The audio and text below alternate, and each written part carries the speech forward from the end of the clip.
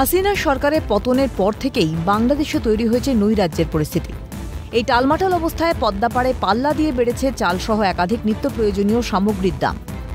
আমনের ভরা মরশুমেও পড়শি দেশের হুহু করে বাড়ছে চালের দাম। এক সপ্তাহের ব্যবধানে চট্টগ্রামের পাইকারি বাজারে বস্তা প্রতি চালের দাম বেড়েছে 150 থেকে 300 টাকা পর্যন্ত। কেজি প্রতি দাম বেড়েছে 6 থেকে 8 টাকা। ধানের দাম বৃদ্ধি তো আমরা বলতে পারবো না, এখন আমাদের মিলের থেকে কিনতে হয়। মিলে যে দাম ধরে গাড়ি ভাড়া দিয়ে আমরা সেভাবেই বেচা কিনা করি। এখন ধানের দাম বৃদ্ধি মিলালারা বলে যে ধানের দাম বৃদ্ধি পত্তা নাই, কিন্তু আমাদের তো মানে মিলে যে দাম ধরে গাড়ি ভাড়া দিয়ে বিক্রি করি সেভাবে আমাদের বেচা কিনা, আমাদের লাভ 20 টাকা 10 টাকা। এই অবস্থায় চালের দামে লাগাম টানতে আমদানি বাড়ানোর পরামর্শ চালকল মালিকদের। তবে শুধু চাল নয়, চাহিদার তুলনায় বাজারে কমছে শস্যের যোগানও। এই অবস্থায় মূল্যবৃদ্ধিতে নাবিশ্বাস উঠছে বাংলাদেশের আমজনতার। উদ্ভূত পরিস্থিতিতে ইউনূস সরকারের উপর থেকে আস্থা হারাচ্ছেন বাংলাদেশের জনগণ।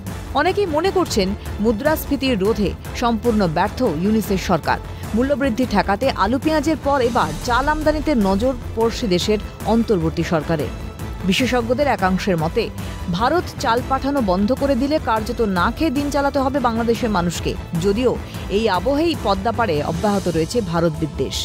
স্বভাবতই পদ্মাপাড়ের বিভিন্ন রাজনৈতিক দল ও মৌলবাদীদের এই অবস্থান নিয়ে উঠছে প্রশ্ন, অন্ধ ভারত বিরোধিতা করতে গিয়ে কি এবার ভাতে মারা পড়তে চলেছে বাংলাদেশ? সরকারের ব্যর্থতা থেকে জনগণের নজর ঘোরাতেই কি পদ্মাপাড়ে ভারত বিদ্বেষ ছড়ানো হচ্ছে? নেপথ্যে কি বিদেশি শক্তির ইন্ধন? প্রশ্ন ওয়াকিবহাল মহলে। ক্যালকাটা নিউজ।